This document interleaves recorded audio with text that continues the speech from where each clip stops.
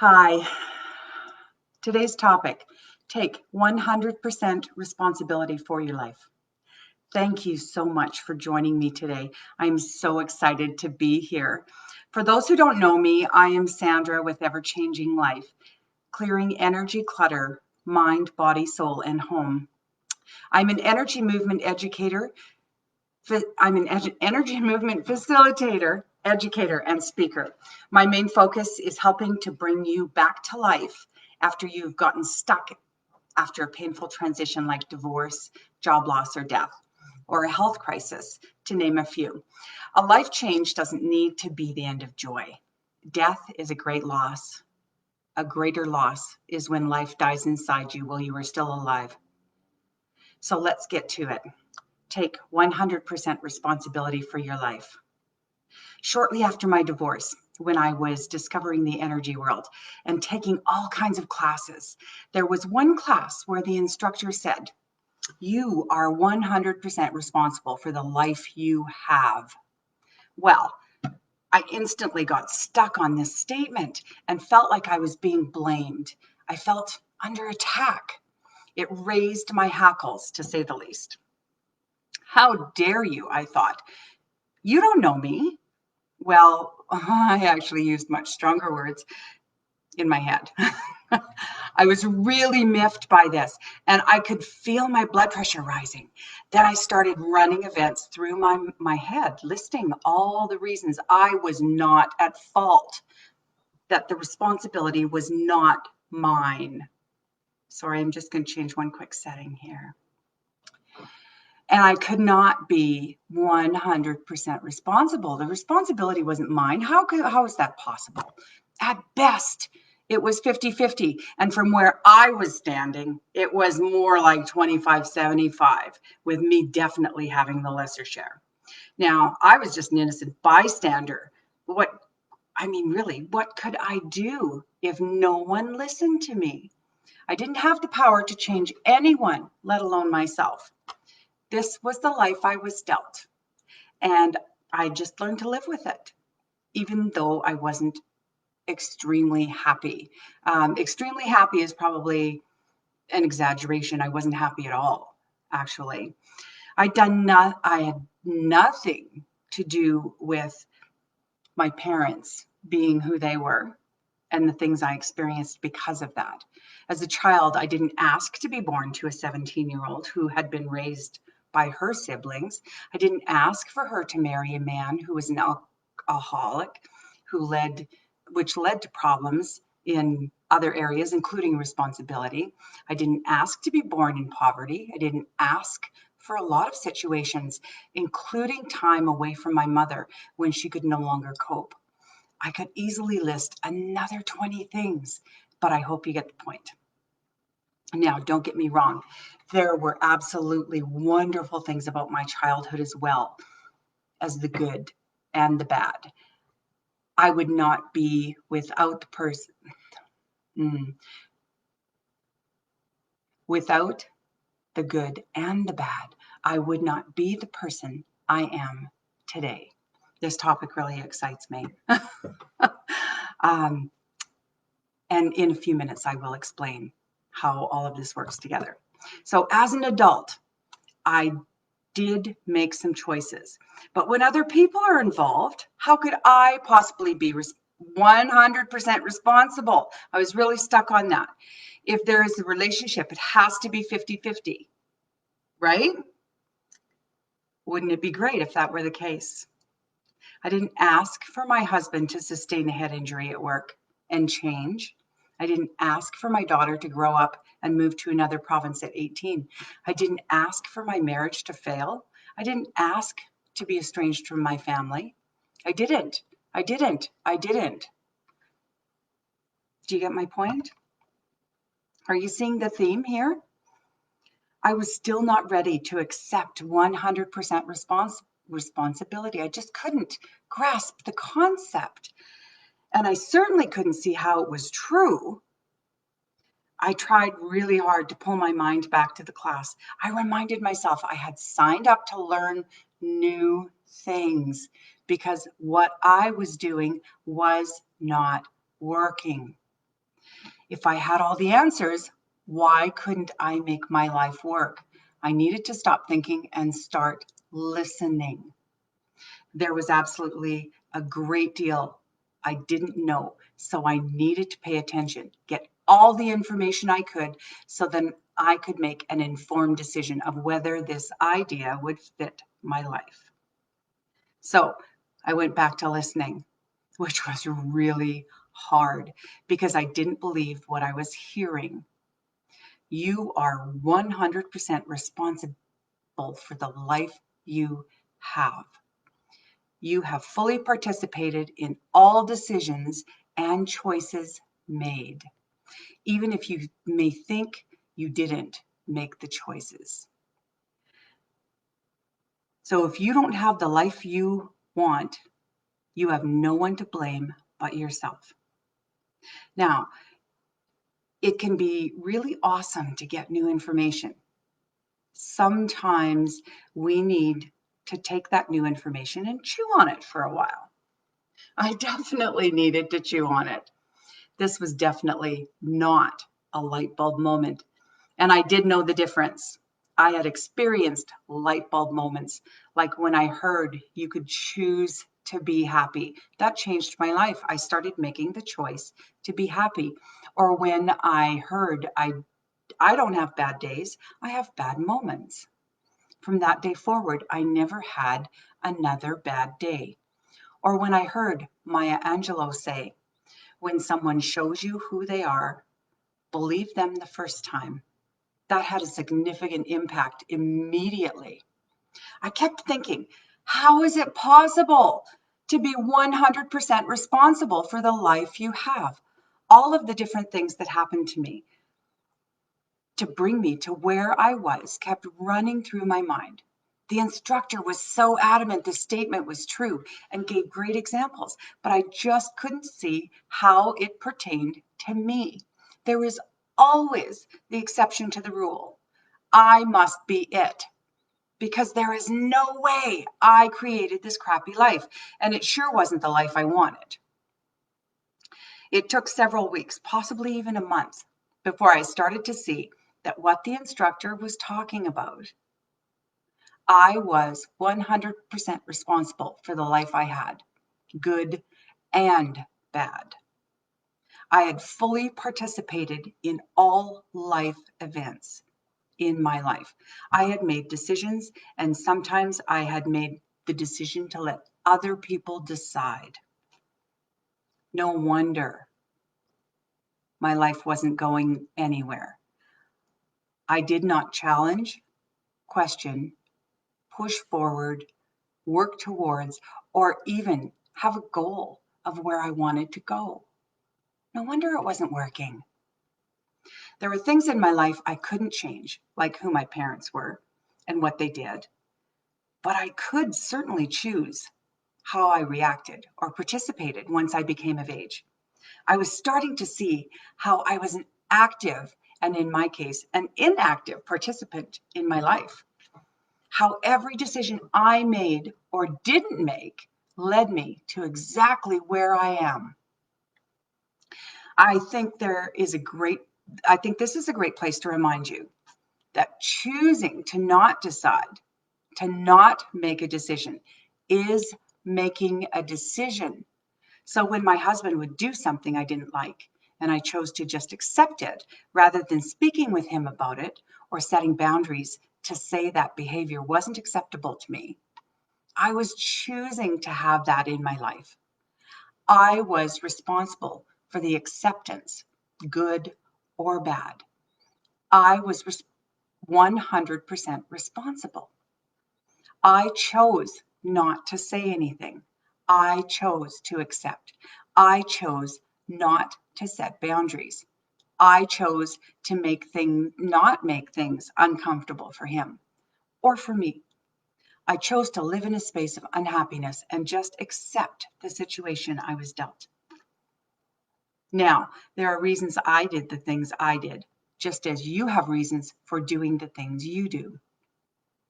Not everything is cut and dry, which is why it took me so long to come to my own terms with this. I justified a lot of things along the way, as if I had no choice.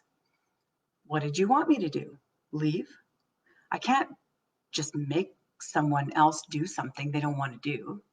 He had suffered a huge life-altering injury, so I had to cut him slack. And I'm sure I could come up with some more if I thought about it a bit longer. We can always justify why we don't take action, why our brains are really good at protecting us and giving us all kinds of reasons why we shouldn't take action. I may be put in danger. I may already be in danger, and acting could have grave consequences. So it is not my fault. I can't fix it. I can't make someone do something they don't want to do. I was born this way. It's always been this way. I'm scared. I'm tired. I'm broken. I'm worried.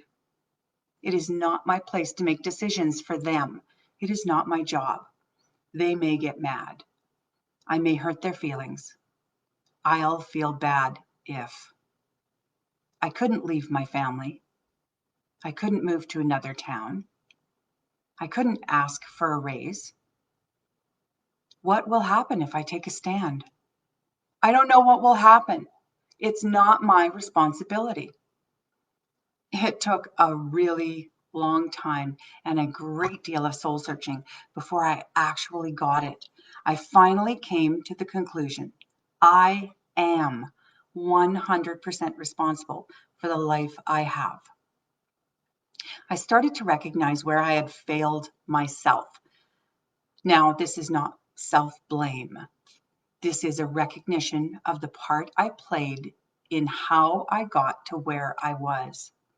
Louise Hay said, if you're going to clean a house, you have to see the dirt. And I had started to see the dirt.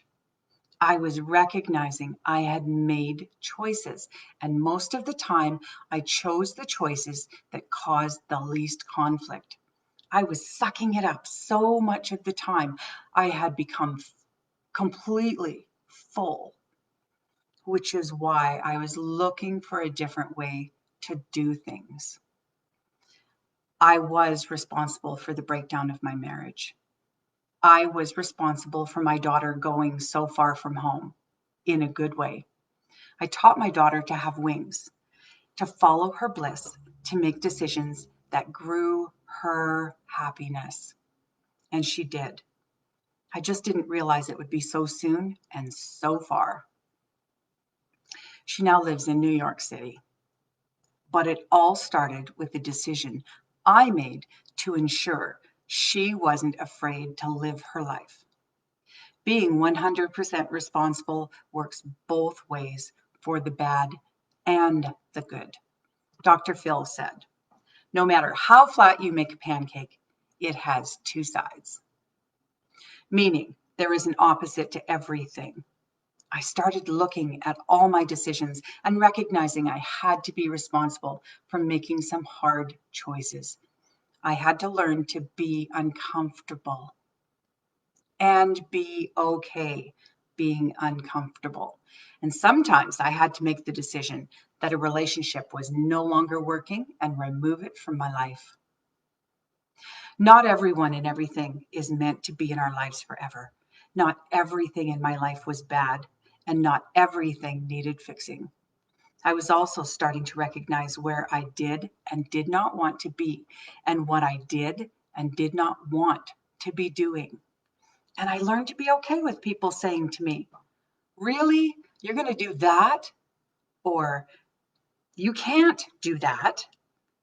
Or how could you do that?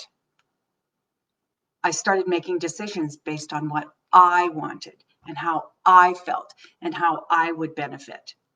If I could have other people feel good and benefit as well, that was bonus. I started looking after myself first and doing what was in my best interest. From experience, I can tell you there was pushback. You will have friends and family who cannot see it is as good who cannot believe it is right, who will try to stop you, berate you, cajole you, and shame you into following what they want you to do. Now that is them trying to create their reality. There are times when I wish I had found this out much earlier in life, but then I realize if I had my life would be different now. I am where I am because of all the decisions I had made and did not make. I am still not exactly where I would like to be, and I'm certainly much closer than I used to be. And I am acutely aware I am creating the life I have. But being a human being, like the rest of you, I do stumble and have to get back on track. So often, but no matter what, I no longer blame anyone else for the things that happen in my life. I'm taking 100% responsibility for the good and the bad. And I know if I don't like where it's going, I can change it if I want to. I don't think I have ever had this conversation without the question of, what about illness or injury or death? We don't choose those things. Now, I believe there are circumstances where our actions, choices we've made, have contributed to illness and sometimes death. But there are also times when we have done everything right and still got sick. Every life is different, even though there are a lot of similarities and lives seem to run parallel. We have to make our own decisions about what we are 100% responsible for. Otherwise, we would be living by someone else's choices. And that is the whole point of this. In either event, I can say we are 100% responsible for how we deal with and handle the illness or injury, and even the death of someone. I know from experience there have been times when I didn't want to go to work so badly, I woke up in the morning with a migraine for no reason, or throwing up. After I called in sick, I started to feel better. We all handle things differently. We all get to make choices. And if you choose to be in complete control of your life and be 100% responsible, you will have a much easier time of creating the life you want. As long as you give others control or refuse to recognize your action in decisions made in your life, you will have a greater struggle to get the life you think you deserve. And if you do deserve a great life, isn't it worth putting in a great effort to get it? That doesn't mean you need to work harder. You may just need to work smarter. Taking responsibility for all my choices, bad and good, has not only changed the direction of my life, it has changed my perspective and the possibilities for my life. As I said in the beginning, I had a difficult time with this concept. It took a good deal of time and thought to come to this conclusion.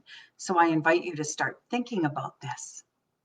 What kind of life could you create if you took 100% responsibility for your own choices? I'm going to repeat that. What kind of life could you create if you took 100% responsibility for your own choices? What things could change for the better? How much happier could you be if you were not being ruled by others' choices? Remember that thoughts create feelings. Feelings inspire action, and action gets results. So take action. Move your days from overwhelm to in control. And post yes in the comments if you are ready to take 100% responsibility for your life. And if you have lost your way and need some help picking yourself back up, I'm here to help. Death is a great loss. A greater loss is when life dies inside you while you are still alive. So take chances. Tell the truth. Learn to say no. Spend money on the things you love. Laugh until your stomach hurts. Dance, even if you are bad at it. Pose stupidly for photos. Be childlike. Love like it is the first time. And take 100% responsibility for the life you have. I am Sandra with Ever Changing Life, clearing energy clutter, mind, body, soul, and home. I do hope you have the best day.